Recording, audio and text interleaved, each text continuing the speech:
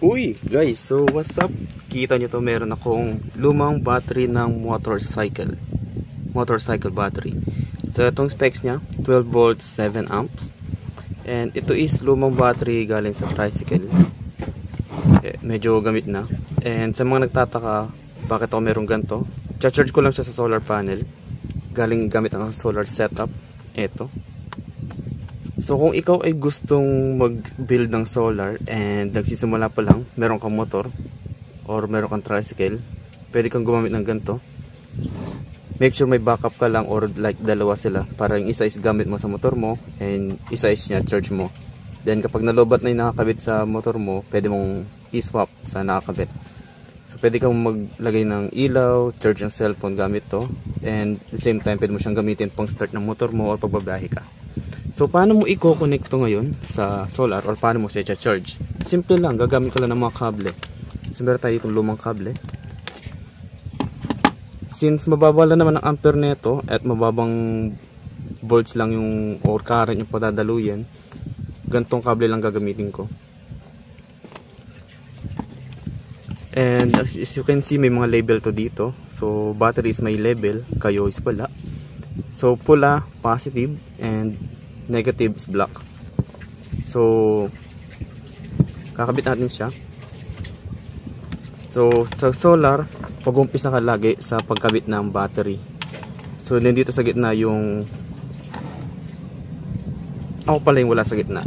So andito sa gitna yung battery. And ito muna natin bubuksan. Then para hindi tayo magkalituhan, since may label na siyang pula is positive, black is negative, ganoon din gawin natin sa mga colored cables natin.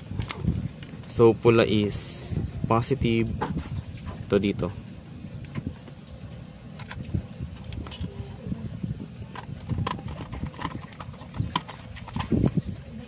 Then black is negative.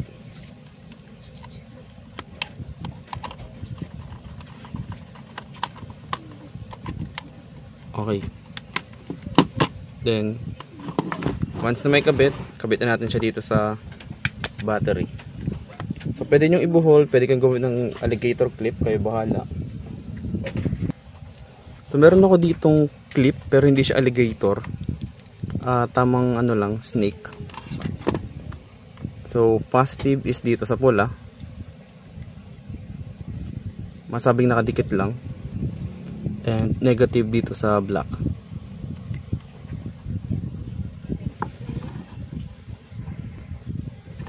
And as you can see, may reading na 13.3.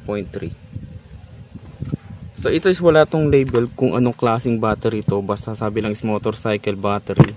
So ito yung uri ng battery na may mga liquid sa loob. So hindi siya pwedeng nakatihaya, nakatagilid, kailangan is nakatayo lang. Then charge natin sa solar. So syempre gamit tayo pa ng bagong kable. Wala na naman ako sa gitna at nahugot.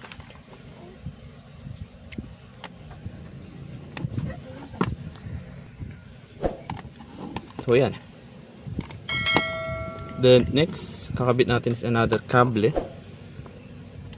Ganun din, meron din itong dalawang kulay, black and red. Then dito siya. So positive is pula, negative is black.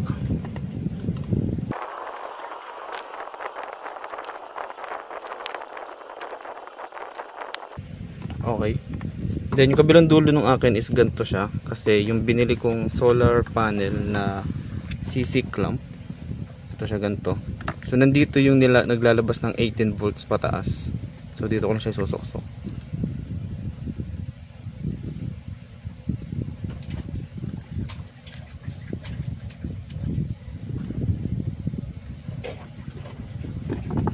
Okay, so balik tayo sa solar charge controller natin. And as you can see, may label na siya ng solar panel na nagbi-blink-blink. It means nagcha-charge na siya. And from 13.3 naging 13.4. So tumaas na yung voltage niya. So nagcha-charge na siya. So ito yung pinaka-basic setup na pwede mong gawin gamit ang yung battery ng motor. Bili ka lang ng ganitong controller. Mura lang to, nasa 200 to 300. And solar panel na let's say 15 watts pwede na yun since maliit lang naman to, 7 amps lang oh. So magagastos mo lang is wala pong 1,000, pwede ka na mag-umpisa ng build ng solar setup. And just for learning, start small lang, walang problema doon. Then eventually upgrade na lang. So sa ganitong setup, pwede ka na magsimula. Kabit ka lang dito ng load para gumana yung auto disconnect na itong controller, or pwede mong i-direct dito sa battery yung mga loads mo. Then eventually pag umangat-angat ka na, nag-upgrade ka na, magiging ganito na rin. So meron ako ditong controller na mas mataas ng onte. Meron ako itong watt meter, maliit na inverter. Ito yung mga outlet, then another inverter, tas 3 battery. Nagsimula lang din ako sa maliit and unti-unti na upgrade. Tas twin drill ko, yeba, walang brand. So yun lang. And salamat sa mga nanood. Kung may comment man kayo, comment lang kayo, mag-reply agad ako. Salamat!